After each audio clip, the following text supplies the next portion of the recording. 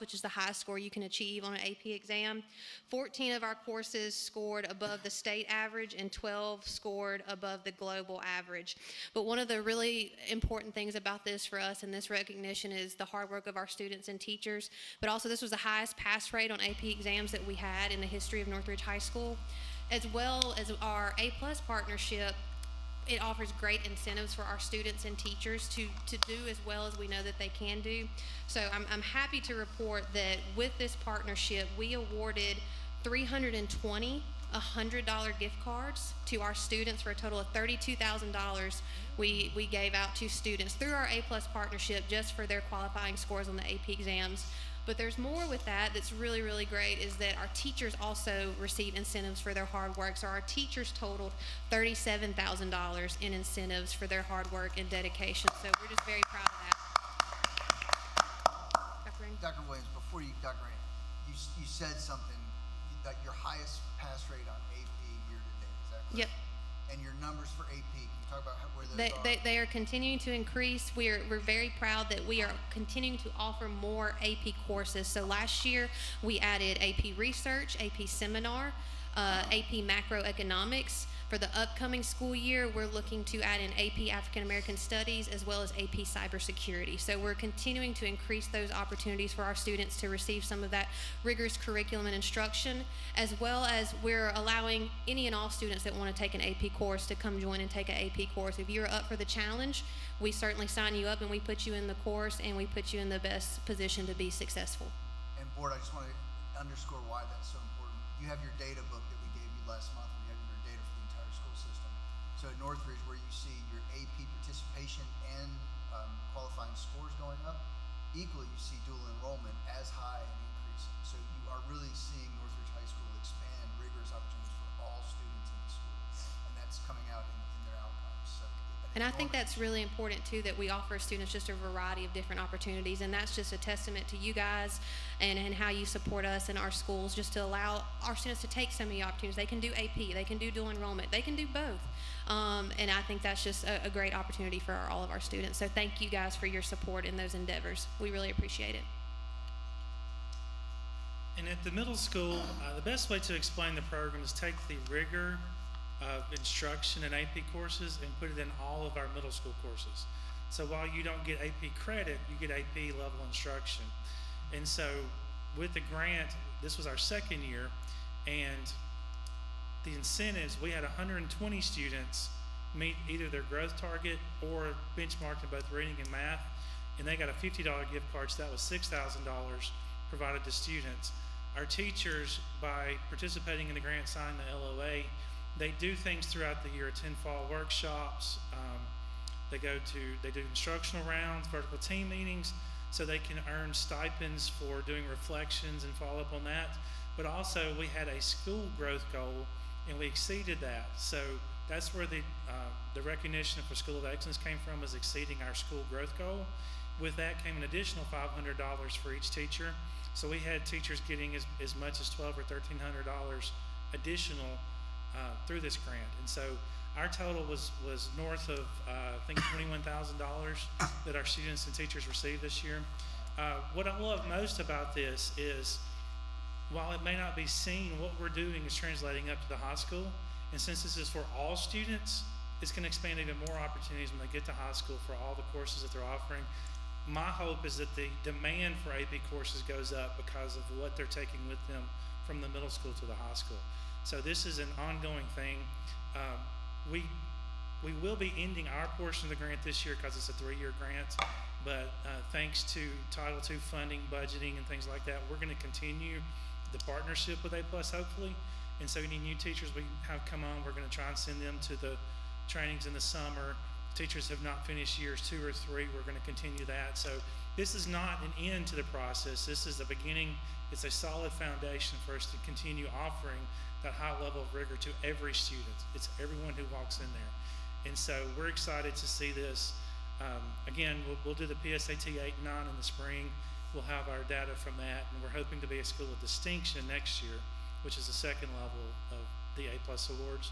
So we hope to be a school of distinction, and then with that foundation, continue it and see the great things translating up to the high school when they get there. So thank you for your support through these grants and these initiatives, and we're really excited for all that comes with it. So thank you.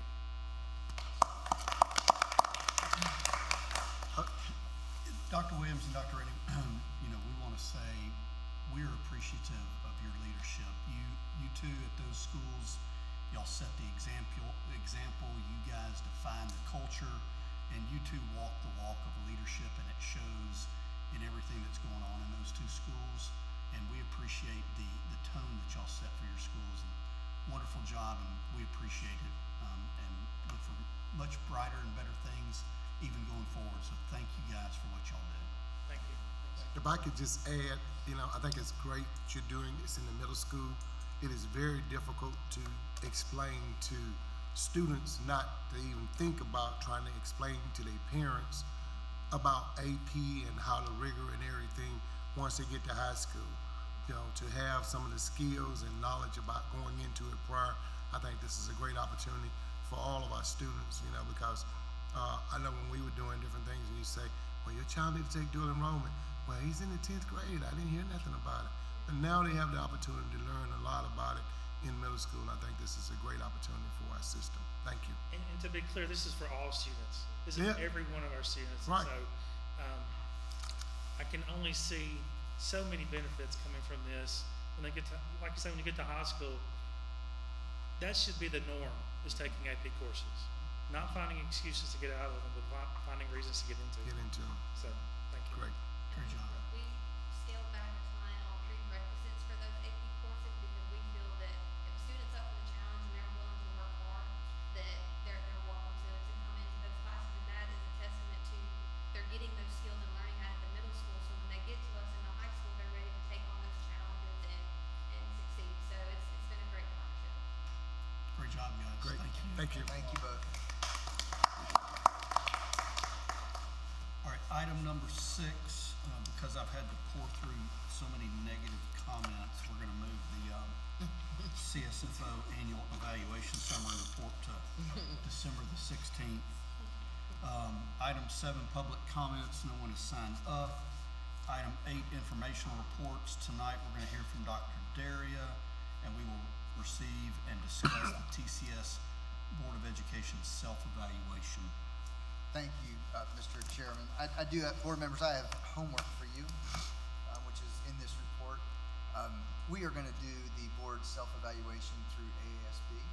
I sent you the document a while ago so you can kind of see the questions. This is just a good time to kind of pause and reflect on our work as a Board of Education. Of course, we will use this as we do our cognitive board certification in the spring, and doing this kind of review allows us to see what our strengths are as a board, some areas that we want to enhance to be even stronger as we move forward. So ASB will be sending those to you, I think December 8th, and you have to have them done by December 20th. So you got time. It's an online board self-evaluation. You'll give your individual reflections on the board, and then ASB will pull that together and come back and kind of show some common themes. What I suspect is we'll see a lot of really strong common themes, but it also gives us a chance to identify those themes of areas that we want to get stronger in and improve as a leadership team. So that'll be coming to you on December 8th, and we just wanted to make sure you knew this was coming, and we look forward to it. Thank you, Dr. D. Yes, sir. Okay, item number 9, introductions of motions or resolutions for a first reading. 9A, discuss approve first reading of the 2026 to 2027 academic calendar. Good evening, Dr. Cameron. Good evening. So this is a first read for our 26-27 academic calendar. It represents 177 student days, 187 staff days, and you've got what was done on the calendar survey that we sent out to our employees and to our families as well. Just a few things to touch on. 100% of them wanted 2 weeks for winter break, so you can see that within the calendar. 85% wanted the week for Thanksgiving and fall break. That's built in the calendar. We ended before Memorial Day as we did this year. We'll do it next year as well. And then we added a couple more 3-day work weekends in there. Easy to do that because Memorial Day is a little later this year than later next year than it is this year. So we're able to add those in there. You'll see at the bottom, we wanted to collaborate with the county. I contacted the county before Thanksgiving. They weren't anywhere with their academic calendar at this point. They were focusing more on their superintendent search. So as they'll come in, we'll share calendars and we'll go from there. Hopefully, I've shared our calendar and they'll hopefully model as best they can after us. All right, thank you, Dr. Cameron. This is a first reading. Does the board have any questions for Dr. Cameron? How does it, do you know how it differs really from 25, 26? So a few more 3-day weekends in there. We've added a 3-day weekend. If you look at in October, we've got a 3-day weekend, and then we come back and have a staff day. This year, we just had the staff day. We didn't have the 3-day weekend built off of that. And then you look in February, we've again got that 3-day weekend. Teachers and staff come back that next day, and it's the staff development day. So we built that in coming forward. And same thing in April. We've got a staff development day and then a 3-day weekend going in. So we looked at the calendar, saw what our employees were asking for, and we were able to build that in because that Memorial Day is later this year, so we're able to do more. Okay. And then the final reading will be on the December 16th board meeting, is that right? Yes, sir. Yes, sir. So if you have questions about the calendar, please get with Dr. Cameron before December 16th. Thank you, sir. Yes, sir. Thank you. All right, item 10 is the consent agenda. We have consent agenda item 10A. Board may have a motion to approve item 10A. So moved. All in favor? Aye. Aye. Anybody opposed? It'll be approved. Item number 11, regular agenda items for final adoption. 11A, approve superintendent's recommendations regarding changes in personnel. Dr. Cameron? Yes, sir. We have the superintendent's recommendations regarding changes in personnel. We also have a supplemental list.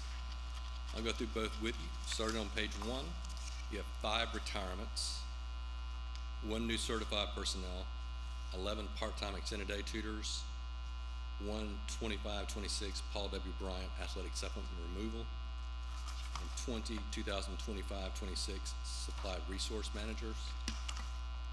Takes us to the supplemental list. You have 1 new certified personnel, 1 new classified personnel, 1 2025-26 fall semester academic incentives, 1 part-time extended day tutors, and 1 2025-26 contracted coach. And what you will not see, it's been on here for a while, we don't have any resignations tonight, so that's a first for a while. Yeah. So, Very nice. Thank you, Dr. Cameron. yes, sir. All right, I think we have a set aside number 6 on the main, and we have a set aside number 6 on the supplemental. Do we have any other set asides for a separate vote?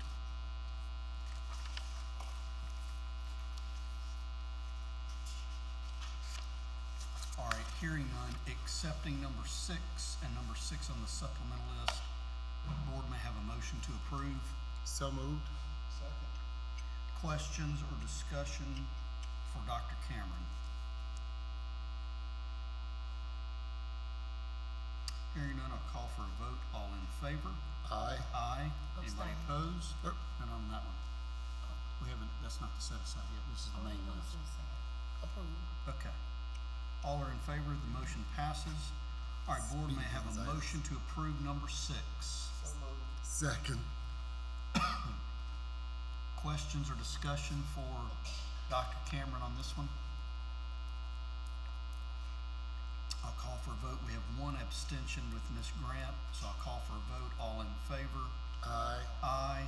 Anybody opposed? Motion carries. Number 6 will be approved. All right, board may have a motion to approve number 6 on the supplemental list. So moved. Second. We have a motion, we have a second by Mr. Lucas. Mr. Simmons will be abstaining. I'll call for a vote. All in favor? Aye. Aye. Anybody opposed? Number 6 on the supplemental list will also be approved. Thank you, Dr. Cameron. Item 11B, discuss approved TCS financial manual. Mr. Duke, how are you, sir? Yes, sir. Doing great, Mr. Chairman, board members, superintendent, ladies and gentlemen. This is just an administrative function, updating, adding, editing, modifying, tweaking, if you will, the TCS Financial Procedures Manual. No major changes. It has not been updated. We looked back, we think, since 2017, but we do need board approval on some minor updates and tweaks.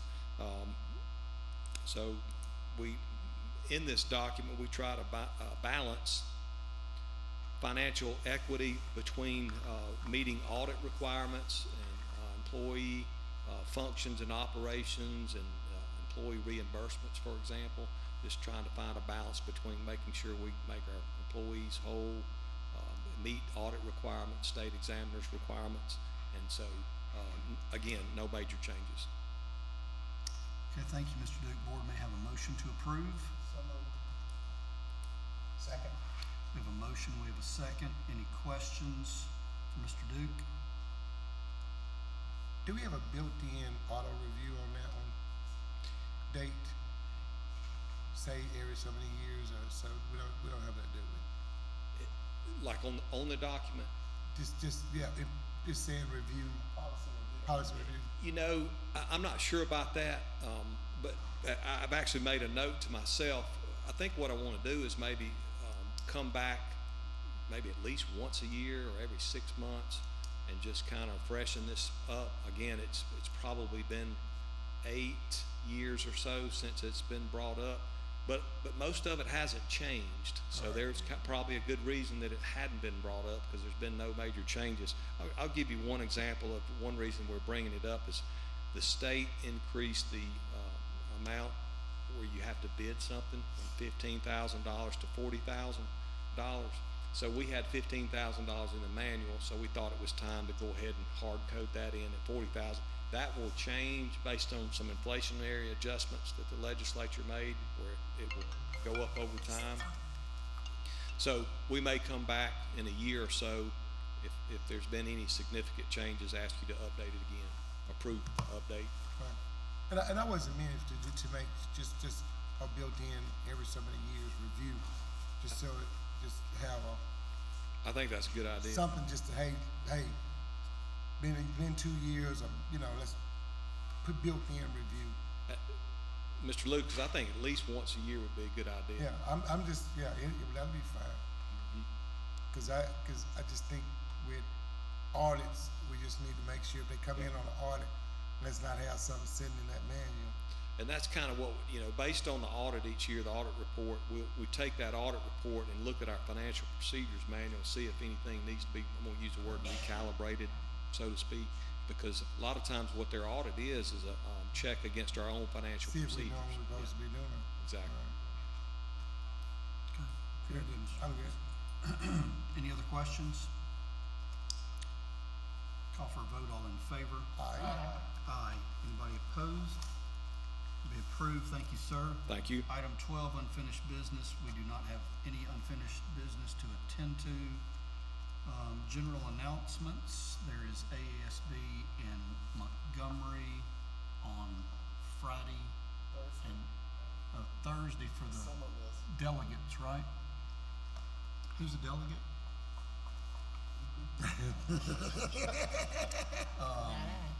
Wasn't Eric Wilson the alternate? How'd you back out? I think maybe so.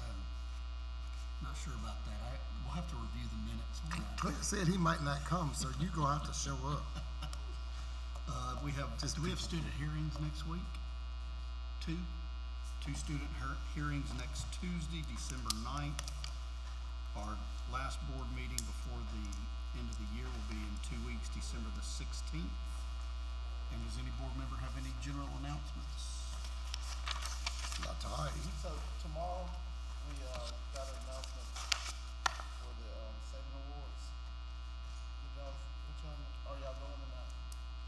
I think there's someone being recognized at the Saban Awards. Is that correct? Would that be What time is it? Would that be Dr. Daria being a, From every elementary school and middle school. okay. We gotta go to executive session. Oh, okay. He's trying to move me along. What time is it? 11:30. 11:30. All right, board may have a motion to go into executive session for the purpose of a school safety update.